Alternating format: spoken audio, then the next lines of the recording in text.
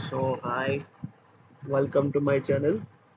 Now we are going to discuss pharmacology 3. Third pharmacology 3 we are going to discuss anti-asthmatic drug, which is a unit 1, comes under the drugs acting on the respiratory system. So today we are going to discuss about anti-asthmatic drugs, which means we are going to see the drugs which are used to treat asthma, Before going to discuss anti-asthmatic drug, let us discuss about asthma. So asthma is a condition in which our airway gets swollen and produce extra mucus. If you see our airway, which means our bronchi and bronchioles gets inflamed, which means they are swollen, they are constructed. Bronchioles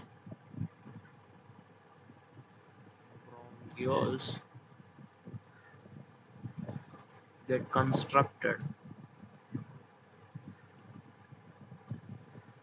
due to inflammation due to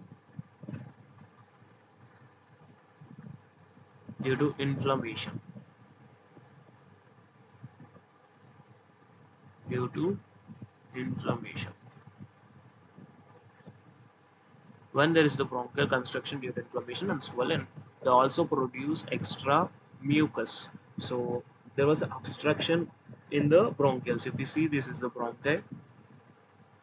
If you see, this is the bronchi. They'll get constricted. The airway gets constructed, and here the fluid is filled. Here the fluid is filled with extra mucus. This was extra mucus which was filled in this bronchioles. So now it's difficult to breathe. It's now there is difficult to breathe. The oxygen which is going through the lungs is difficult. So here we are causing shortness of breath. Due to this, they are causing shortness of breath. They can't breathe easily. Shortness of breath. Due to more mucus present in the bronchioles, our system was trying to expel this mucus out, so there will be induced more cough. In asthma, the symptoms, if you've seen, is more productive cough.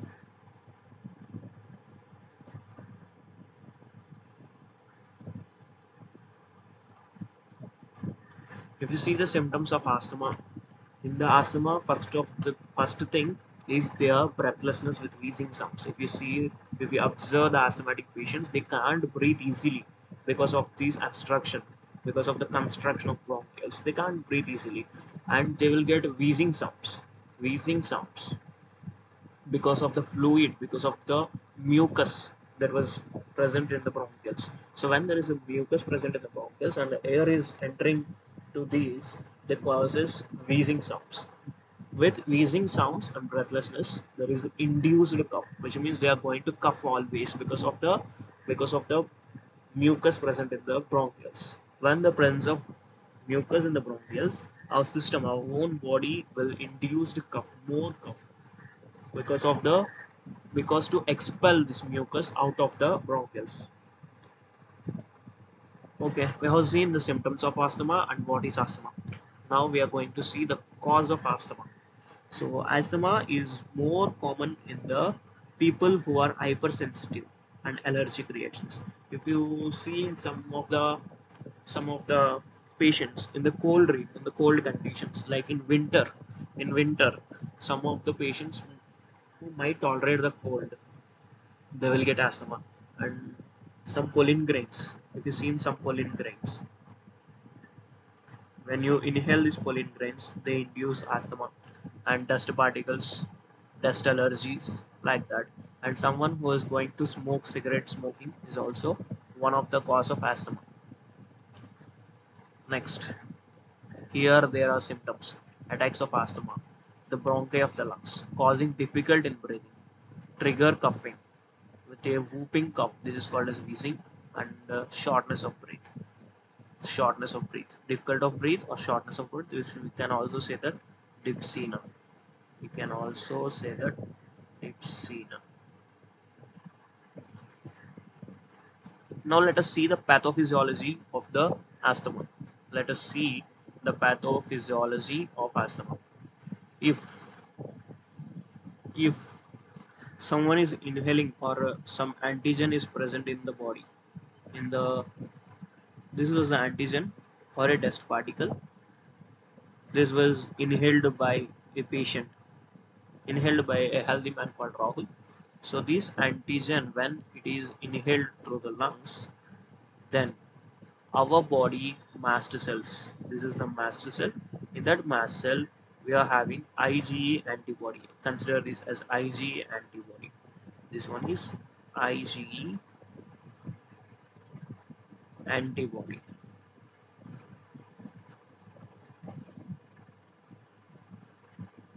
When this antigen, when this antigen and antibody,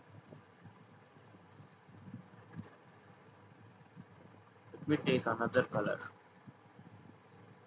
When this antigen and antibody gets complexed, when this antigen antibody when they get complexed, there was a release of release of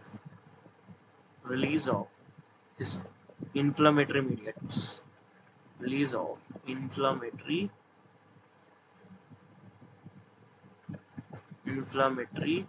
mediators. Along with the inflammatory mediators, there was a release of histamines,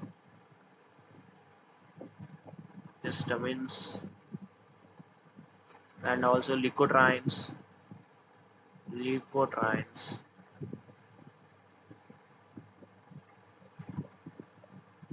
TNF alpha, TNF alpha factors, and some of the phospholipids.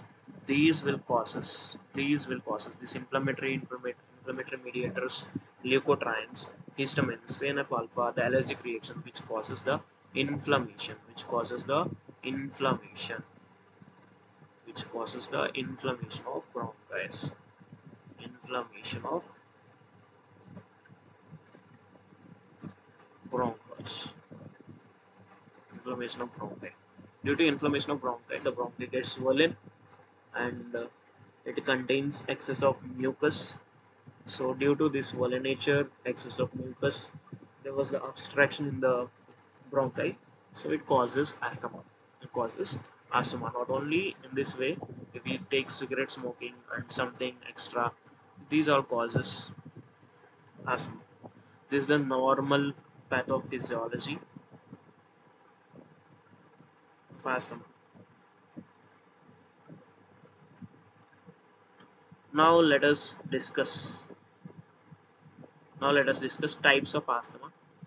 Acute, chronic, and statistic asthma. Statistic asthma is one of the severe condition. Is one of the severe conditions. Not only this, there were some types of asthma. If you see extrinsic asthma due to allergies. Extrinsic asthma due to allergies like dust, pollen, like that. If you see the intrinsic asthma, mostly due to stress of a cold. If you are having more cold, this seasonal cold, some of the healthy individual cannot tolerate the cold conditions. Then there may cause excess of sneezing, excess of cold. There was something stress in their body. Due to that, it may causes intrinsic asthma, adult onset asthma, statistic asthma, extensive induced asthma, occupational asthma, aspirin induced asthma. If you see the aspirin is a drug which is NSAID, non-steroidal anti-inflammatory drug. This also induced asthma and cough variant asthma, like that. There are different types of asthmas. If some of the recently I have seen a condition, the patient having asthma due to heart valve, due to heart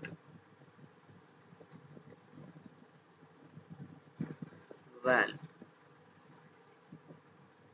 due to heart valve.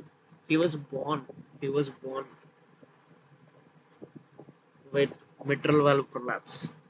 The patient was born with MVP, mitral valve prolapse. When there is MVP, there will be mild regulation of the blood, which means the blood will be not going to the chamber. Some of the blood which will extend us to the pulmonary artery, which will come out to the pulmonary artery.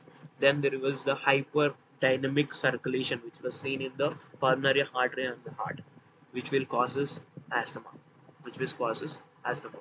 This is the hypodynamic circulation, which causes hypertension in the bronchial vessels. I'm not getting the point, but in mitral valve prolapse, there was the symptoms of asthma, breathlessness. So let us discuss about anti-asthmatic drugs. Anti-asthmatic drugs. So these are the medications to treat or prevent asthma attacks. So let us see the classification of anti-asthmatic drugs. If you want to study the classification of any disease or any disorder in the pharmacology, first go through the pathophysiology. If you know pathophysiology very well, then the pharmacology is very, very, very easy. Without knowing the pathophysiology, pharmacology will be difficult. So if you see the classification of anti-asthmatic drugs. Before going through that, let us discuss the pathophysiology. We have already discussed the IgE antibody system. And if you see the symptoms of asthma, one is bronchoconstriction. Bronchoconstriction. Due to bronchoconstriction, they was unable to breathe easily. If we given bronchodilator, if we given bronchodilator, then the construction of bronchioles will be dilated, so they will breathe easily. If you see here, we have beta sympathomimetics, methylxanthine, the thiophylline is one of the famous drug, and anticholinergic. We've seen this ipratropium bromide and tiotropium bromide. So these are the bronchodilators which are used to dilate the bronchioles, Next, we have leukotriene antagonist. If you see in leukotriene and antagonist, there is a montelukast. Montelukast is also one of the famous drug. One of the famous drug.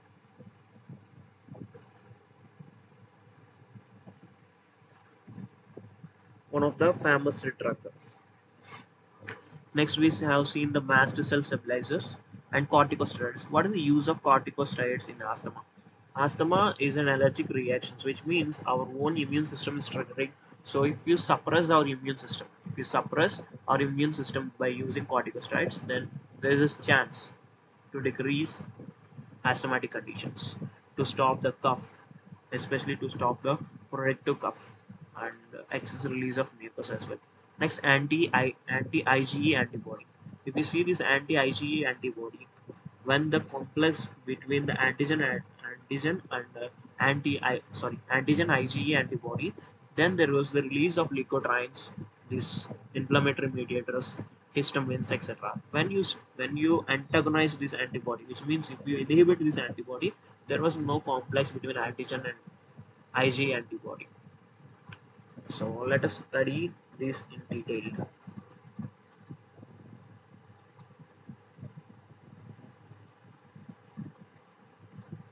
Let us study these in detail. Bronchodilators. In bronchodilators, we have sympathomimetics. In that sympathomimetics, we have salbutamol, terbutaline, bambitrol, salmeterol, formoterol. If you see this salbutamol and terbutaline, these are used in cough syrups. As a bronchodilator. As a bronchodilator. If you see methylxanthine, we have thiophylline, aminophylline, hydroxyethyl, and thiophylline. Thiophylline is one of the famous drug which is used to treat asthma.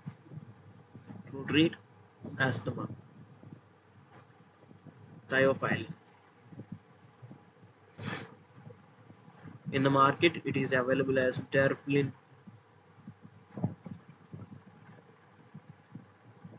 150, 300, etc. And it is also available in injection form.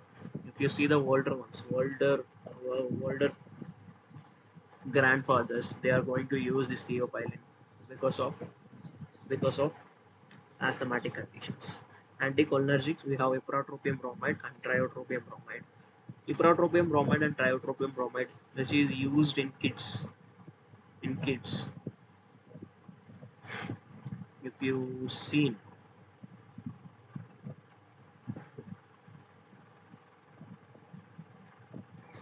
if you seen in the market, Budicart liquids, Budicart liquids. This was used in kids, especially in kids who are having cold. In kids, the bronchioles and these lungs are not well developed in babies. So if they are having cold, they can't sneeze out easily. So we have how to give these bronchodilators. The one of the famous bronchodilators is ipratropium bromide and tiotropium bromide. Ipratropium bromide and tiotropium bromide. These are used as nebulizers. These liquids, ipratropium bromide and tiotropium bromide, these are very famous for the nebulizers. Nebulizers. Next, what is meant by nebulizer? Nebulizer is nothing but the mask. Nebulizer is nothing but the mask which is given to the patient, which is given to the patients. So ipratropium bromide and tiotropium bromide is as used for especially for kids and those who are having severe asthma, but it can be treated. So nebulizer liquids. These are nebulizer liquids. Next we have leukotriene antagonists. If you block the leukotrienes, obviously there will no bronchoconstriction. We have montelukast, one of the famous drug which is given for kids as well as for every asthmatic conditions. It will uh, montelukast and combination with antihistamines like levocetirizine montelukast, bilastine montelukast, etc. So the montelukast is one of the famous drug, one of the famous drug. Next we have mast cell stabilizer, that is sodium chromoglycolate and ketotifen. If you see in these corticosteroids, you all know that prednisolone, glucocorticoids, hydrocorticoids as a systematic and inhaled. If you see the asthmatic patients, they are going to inhale aerosols. So one of the famous one is fluticasone. Fluticasone is one of the famous steroid which is given to the asthmatic patients to breathe easily. Next, beclomethasone, dipropionate, budesonide, propionate, and funisolide and cyclosinide. If you see in the anti-IgE antibody, we have only one drug, that is omalizumab. Omalizumab. Now let us see the bronchodilators. Bronchodilators are nothing but these are going to dilate our bronchi and bronchioles, decrease the resistance in the respiratory airway, and increase airflow to the lungs, which is going to increase the airway to the lungs. So we are using beta 2 antagonists, anticholinergics, and the methylxanthines. If you see the beta 2 antagonists, we have famous drugs which are salbutamol and terbutaline. Salbutamol and terbutaline. If you see the anticholinergic drugs, we are going to see ipratropium bromide and tiotropium bromide. If we see methylxanthine, one of the famous drug which is used, that is theophylline. Theophylline. Theophylline. This was the famous drug. Theophylline. Beta 2 antagonists, we have salbutamol and terbutaline. Salbutamol and terbutaline. Anticholinergics, we have ipratropium bromide. Ipratropium bromide. Ipratropium bromide.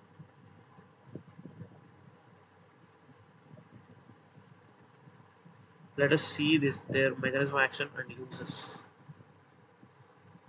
Short acting, long acting.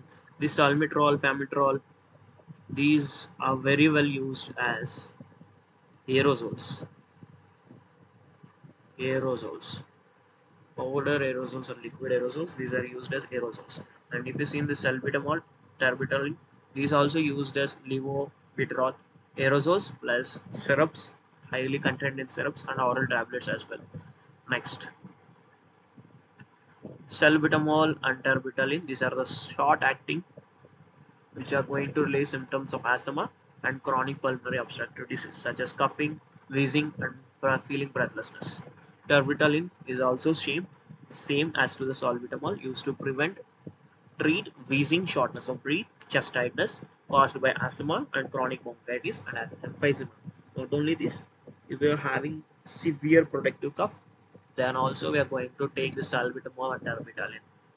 Next, inhalations. There is an inhalation that is salbutamol 100 to 200 milligram every 6 hours through metered dose inhalers. So salmeterol is a long-acting beta-2 agonist. Long-acting beta-2 agonist.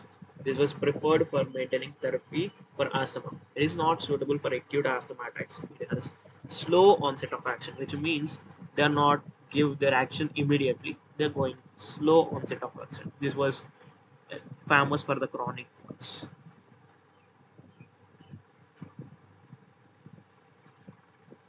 So formoterol, this is also long-acting selective beta-2 antagonist. It has a rapid onset of action. Compared to salmeterol, formoterol is one of the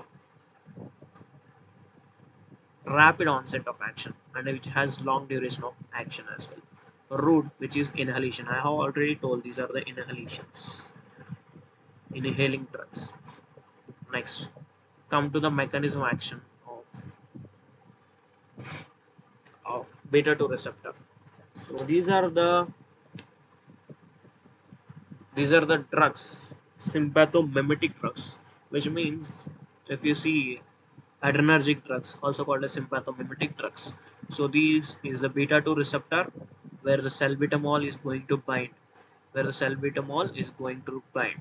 When the salbutamol is going to bind, then there was a stimulation of GS protein from where it is converted to adenosine triphosphate to the cyclic AMP. When the cyclic AMP is there, that causes bronchodilation, bronchodilation of smooth muscle, bronchodilation of smooth muscle.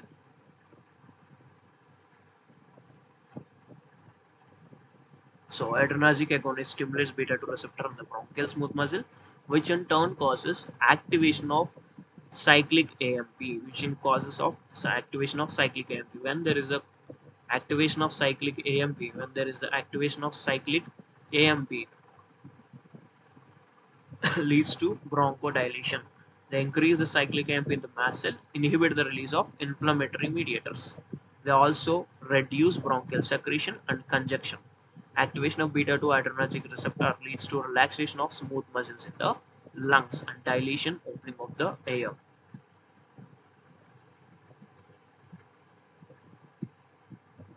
Next, mechanism action of beta 2 agonist in bronchial asthma. This we have discussed. Now we are going to see methylxanthines. Methylxanthines.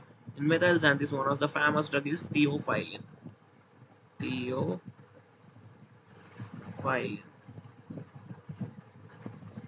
Methylxanthines. Theophylline, aminophylline, etiophyllene. So I think the combination is theophylline plus etiophyllene. So these acts by blockade of adenosine receptor resulting in bronchodilations. So in our body there is adenosine receptors. When you block these adenosine receptors, then we are getting bronchodilation. What this adenosine is going to do in our lungs is that adenosine, when it is bind to these receptors, adenosine receptor, then there is a cause of bronchoconstriction. When there is the bronchoconstriction. So if you've taken this methylxanthines like theophylline, then it will inhibit, it will antagonize, it will block adenosine receptor. When there is the blockage in the adenosine receptor, obviously adenosine will not bind to this adenosine receptor. Due to this, there was no effect. So methylxanthine like theophylline, etiophyllene, aminophylline, these are methylxanthines which are used here. Now let us see in detail about theophylline. So theophylline, which causes vasodilation and hypotension. Hypotension. These are the bronchodilation. Positive inotropic and chronotropic effect. These will seen in heart.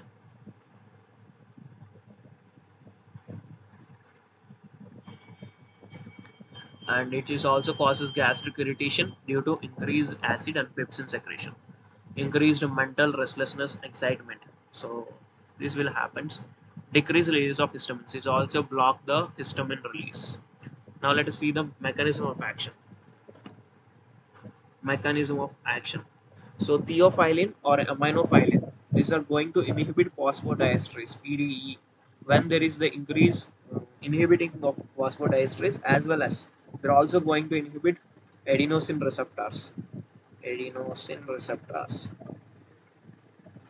When it is going to inhibit both phosphodiesterase and adenosine receptor, there is the increase in cyclic AMP.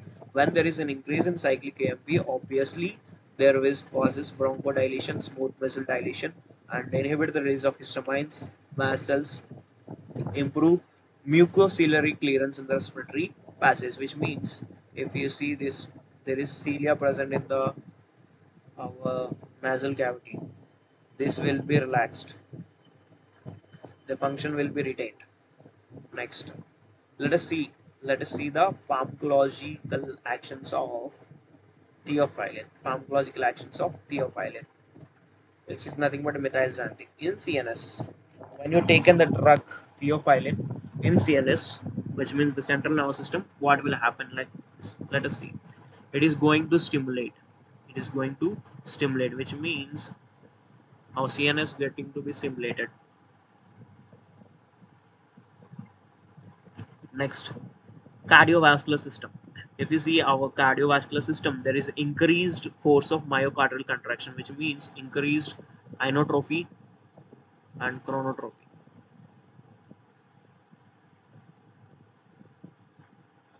There was a the increase in force of myocardial contractions. It's also common to see the trachycardia, which means the raise of heartbeat, which means raise of heartbeat, which means raise of heartbeat.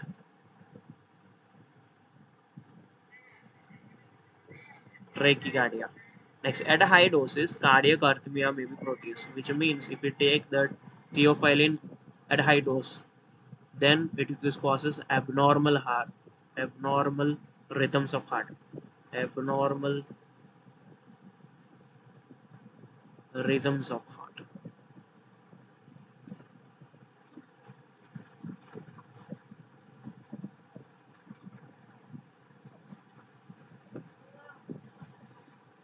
Methylxanthine, especially theophylline, dilates systemic blood vessels. This is also going to dilate blood vessels. Obviously, it causes hypotension, not hypertension. It causes hypotensions.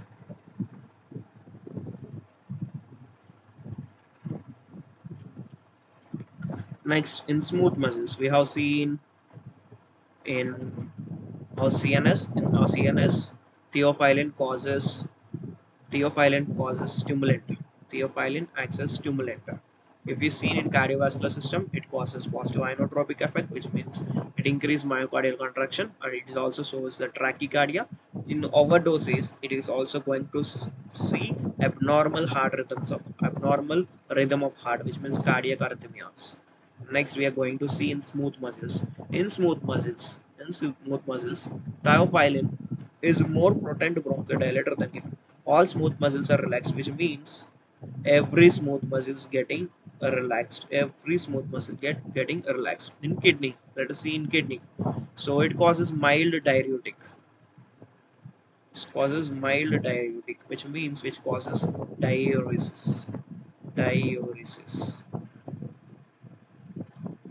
which means the patient will get urine outflow more. They act by inhibiting tubular reabsorption of sodium and water, as well as increased GFR, glomerular filtration rate. There is increase in GFR, and obviously there was inhibiting reabsorption of sodium, and which causes diuresis. So the patient having asthma as well as hypertension. Hypertension.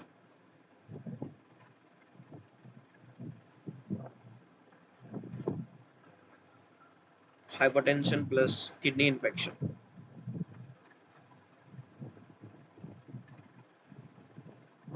Kidney infection like edema.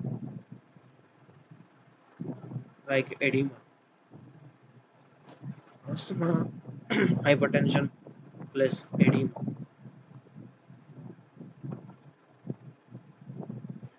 Accumulation of fluid in the body.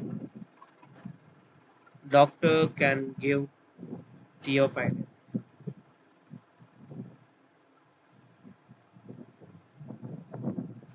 easily because it has mild diuretic activity. It is inhibiting the absorption of sodium. It is also increasing the GFR, glomerular filtration rate. Next, we are going to see the skeletal muscle. In skeletal muscle, contractile power is increased, which means the muscle contraction is going to be increased. In stomach, there is increased acid secretion and pepsin, increased secretion of pepsin. So they are also gastric irritants. Theophylline more than caffeine. Caffeine, caffeine and theophylline, they are comparing these drugs. Nah? But when compared to caffeine, theophylline is more gastric irritant. Next, metabolism. Theophylline increase the metabolic reactions in our body. Mast cells and inflammatory cells. Theophylline decrease the release of histamines. Theophylline will decrease the release of histamines. And other mediators and the cytokinins from mast cells are activated inflammatory cells.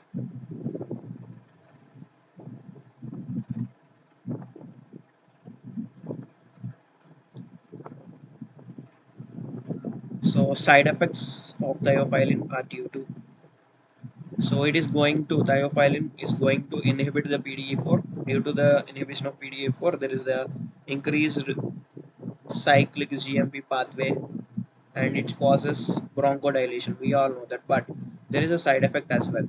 Due to inhibition of PDE4, it causes nausea, vomiting, headache, and gastric discomfort. And AI receptor antagonist, it causes diuresis, arrhythmiasis, and seizures. Why it is getting seizure? Because of stimulation of CNS. Pharmacokinetics. So methylxanthines are well absorbed in oral and parenteral administration. They are given in oral and parenteral administration. Best example is Darafilin. Darafilin. This is in oral form as well, and it is also in parenteral form. They were they were well distributed all over the body. It also crosses the placenta and blood-brain barrier. They get metabolized in the liver and excreted in the urine. Theophylline is poorly water soluble and hence not suitable for injection. It is available for oral administration. Aminophylline, it is water soluble but highly irritant. It can be administered orally or slowly intravenously. Etiophylline, it is water soluble and can be given by oral, intramuscular or intravenous. So etiophylline is given as intravenal, intramuscular as an injection, but theophylline is only given as the oral administration as injection.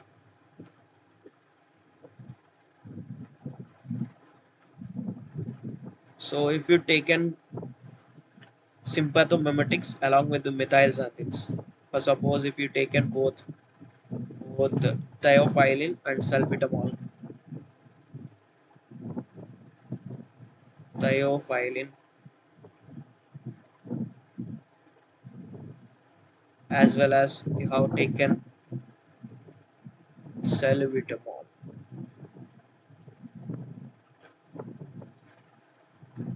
then what is happening? The drug interaction we are going to use sympathomimetics. It's going to block beta 2 receptor. Sorry, it will agonist to the beta 2 receptor. When it's bind to the beta 2 receptor, there is an increase in adenyl cyclase enzyme, cyclic AMP, which causes which causes bronchodilators, bronchodilation. Same thing, methylxanthine, when it is used, it will antagonize, which means which will block the PDE4, which causes, which also causes increase of 5-AMP, and which also causes dilation, bronchodilation. So methylxanthines potentiate the effect of sympathomimetics, which means what's happening here? Methylxanthines are going to potentiate sympathomimetics. So when these two drugs are taken at a time, due to methylxanthines, sympathomimetic agents are working more. They're increased, the power is increased. Next, use of methylxanthines used in bronchial asthma, COPD, etc. Next, we are using anticholinergics. Anticholinergics like ipratropium and tiotropium bromide. Ipratropium and tiotropium bromide. Inhaled. Let us see the mechanism of action. So, ipratropium and tiotropium bromide, they are acting on M3 receptor, which are going to antagonize. So here GQ protein. When GQ protein is stimulated, causes phosphoinositol triphosphate, which is converted into DAG, inositol triphosphate to DAG. Here DAG, due to the DAG, it causes more calcium uptake.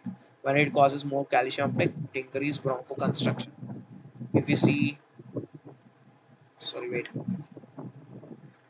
when the acetylcholine is in muscarinic M3 receptor, it causes GQ protein.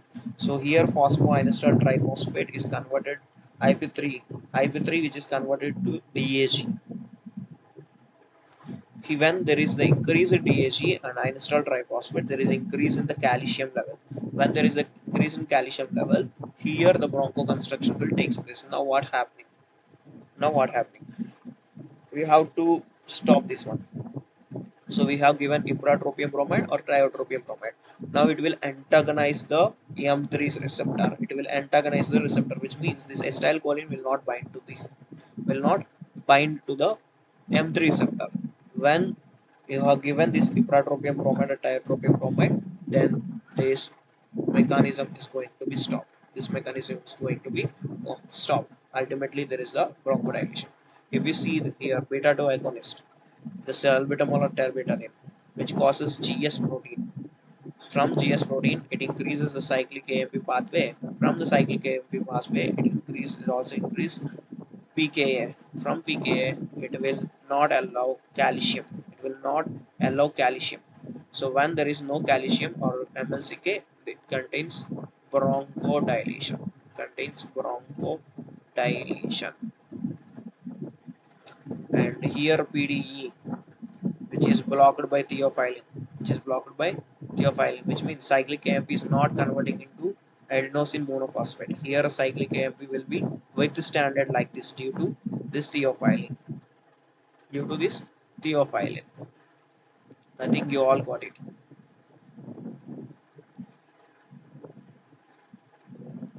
If we carefully observe here, acetylcholine, when it is reacted with the muscarinic receptor like M3 receptor, so there will be activation of GQ protein. When there is the activation of GQ protein, there is the release of phosphoinositol triphosphate. From the phosphoinositol triphosphate and inositol triphosphate, there is a release of DAG and increase of calcium. Due to this, it will causes the bronchoconstriction. Now we are using antagonist, M3 receptor antagonist, or else cholinergic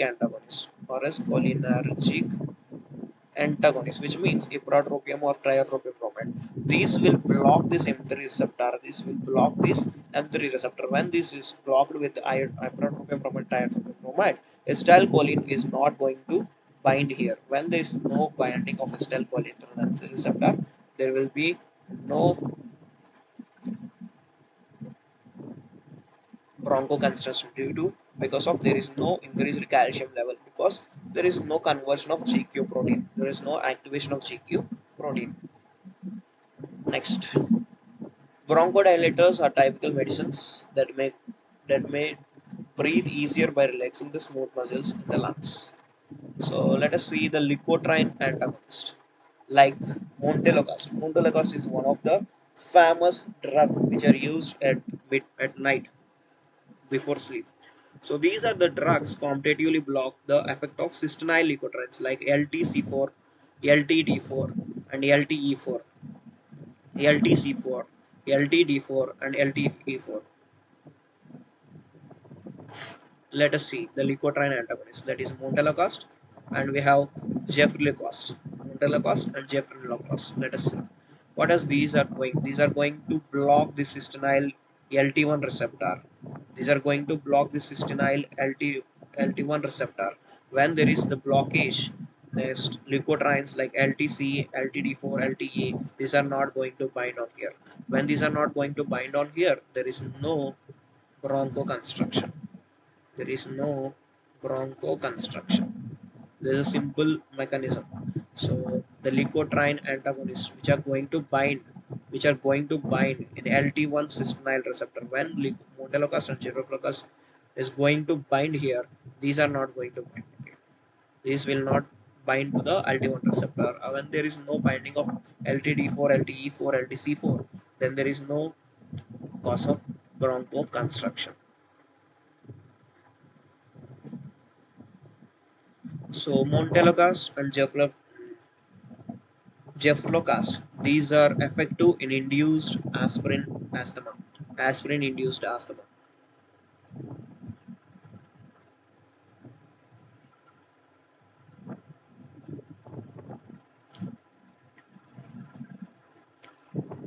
So the leukotriene LT pathway produce LT before C4D4 causes bronchoconstriction. If you block, this is antagonized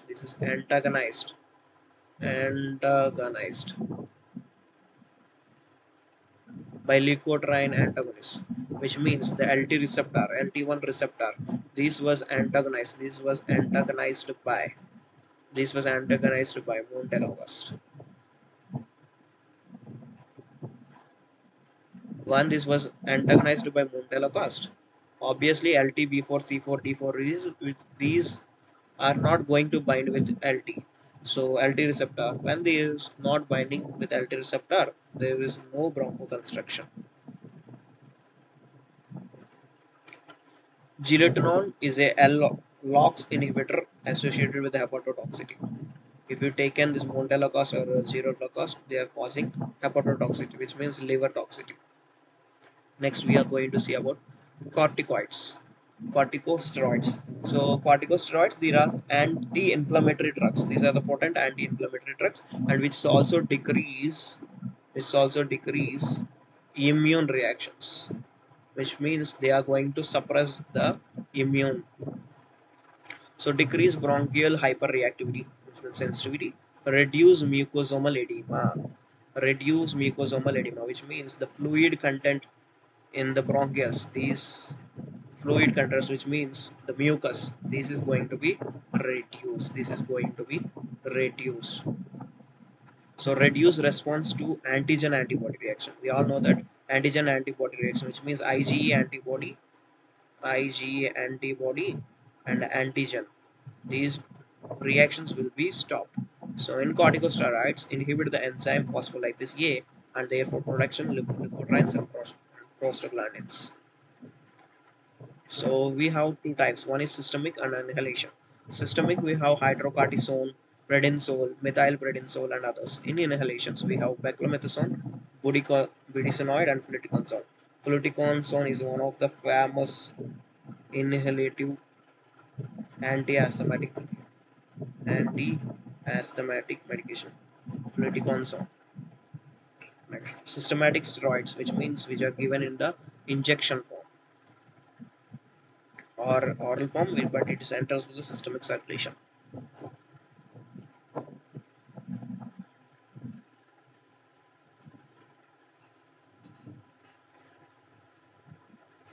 Here is the pathway. So glucocorticoids. These glucocorticoids is binding to the receptor in the cytoplasm. So drug receptor complex moves to nucleus, binds to DNA, induce synthesis of specific mRNA. That is anti-inflammatory activity. Forms of cytokinase inhibit Pg synthesis, induce lipoproteins, which means LKA-PAF synthesis, reduce eosinophil. One of the major cause of asthma is eosinophil content. Increase eosinophil levels in the lungs. So reduce in eosinophils and suppress immune mediator release. And it is also synthesize IL-3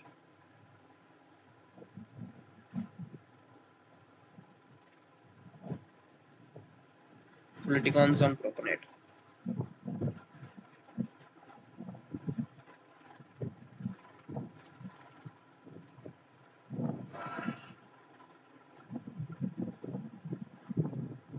Next, we are going to see anti-IgE antibody. The only one drug that is only Zulmab. This is going to bind with IgE antibody. IgE antibody. Then there is no formation of antigen and IgE antibody complex. Obviously, there was no release from the mast cell. So it is humanized monoclonal antibody against IgE. Intravenous or subcutaneous injection administered to neutralize free IgE in circulation without activating mast cells and other inflammatory mediators, which means this was given and it will binds to free IgE.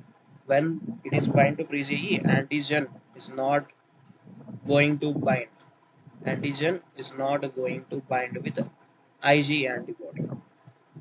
In severe extrinsic asthma, amlizumab has been found to reduce excretions and steroid requirement. So in severe extrinsic asthma, the patient which is having severe extrinsic asthma, then we are going to give this one IgE antibody. Due to this, we doesn't want to use the steroid, but it is more and very expensive. More and very expensive. Next, we are going to see the mast cell stabilizers, which means these are block the inflammatory mediators releasing from the mast cells. These drugs which prevents the degranulation and release of inflammatory mast mediators of mast cells. For suppose here we having SARS-CoV-2 virus. This is going to bind with our mast cell receptor. So here it forms the granules. There is a granules. These granules is getting degranulated. These are getting degranulated. When it is getting degranulation, here the granules are releasing. Here the granules are releasing. These granules like IL-6, interleukin 6, interleukin 1, TNF alpha, LTC4, PGD2, and histamines. These mediators, which causes inflammation. So now our mast cell stabilizers will help. These granules does not want to degranulate. These granules have to be in this form only. For that we are using mast cell stabilizers.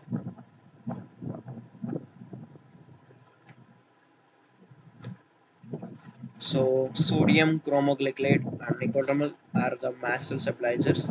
Nidocromil has additional antihistaminic activity. It is especially indicated in patients with multiple disorders like asthma, atopic dermatitis, conjunctivitis, which means eye infection, and rhinitis, sneezing, inflammation in the nasal cavity, urticaria, a food allergy, dermatitis, inflammation in the skin, inflammation in the skin,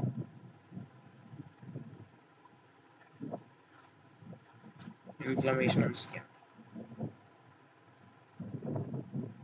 If you see the conjunctivitis, this is the eye infection.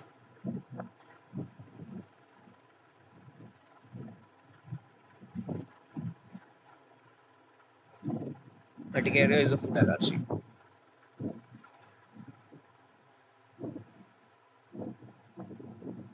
Now we are using mast cell stabilizers. Allergic mediators are not released. Here, if you see the allergic mediators, this is the granules. We are getting the granulations from the mast cells. So it causes allergic asthma, allergic conjunctivitis, allergic rhinitis, and allergic mediators. But when you use these massless stabilizers, this mast cell contains granules. These are not getting to be degranulated, which means the allergic mediators are not released. Uses allergic asthma, also used in allergic conjunctivitis, allergic rhinitis, and allergic dermatitis. These are the mast cell stabilizers. Mast cell stabilizers. So these, if you see in the classification, pharmacological actions and pharmacodynamics, pharmacokinetics of asthmatic drugs. Now let us see how to treat the asthma patient. So treatment. First of all, we are going to see the mild attacks. For patient with mild attack, inhalation of short-acting beta-2 receptor agonists like example salbutamol or albuterol is used. Ipratropium may be added. So in patient who are refractory to inhaled therapies like aminophylline, which is theophylline, may be effective. So for mild attacks, we are going to use bronchodilators, which are short-acting. Bronchodilators which are short acting like salbutamol and ipratropium bromide, like that. And we are also giving thiophylline. If it is severe attack, oxygen is needed. If severe attack, oxygen plus continuous administration of aerolized salbutamol plus systemic, example methylprednisolone and hydrocortisone. These are the steroids. Recently, magnesium sulfate has been tried in acute severe asthma by IV or inhalation route. Next, treatment for chronic asthma. So, here daily they have to take this short-acting beta-2 agonist used as a required for symptom relief. Low doses of inhaled corticosteroids should be started. Sodium chromogyl or nidocarmel or leukotriene antagonists are alternatives. Controlled by standard dose of inhaled corticosteroids, long-acting beta-2 receptor agonists, that is salmeterol or formoterol. If there is no improvement, high doses of glucocorticoids are used with long-acting beta-2 agonist or thiophylline. Treatment for acute severe asthma, that is static asthma.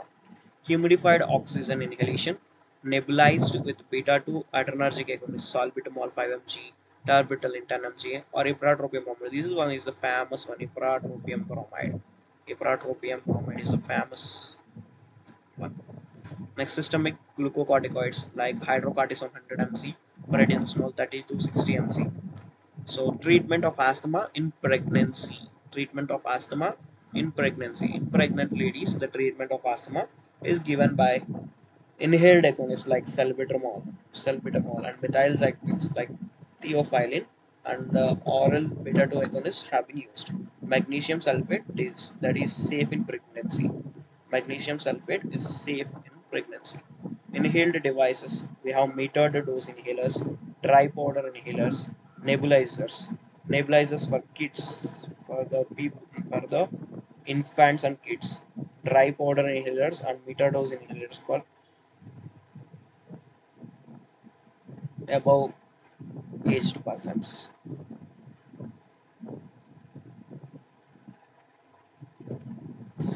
So till now we have completed our part 1, which is asthma and drugs acting on asthma. In next class we are going to see about drugs used in the management of chronic obstructive pulmonary disease. Okay, thank you, bye, and see my lectures for the detailed understanding.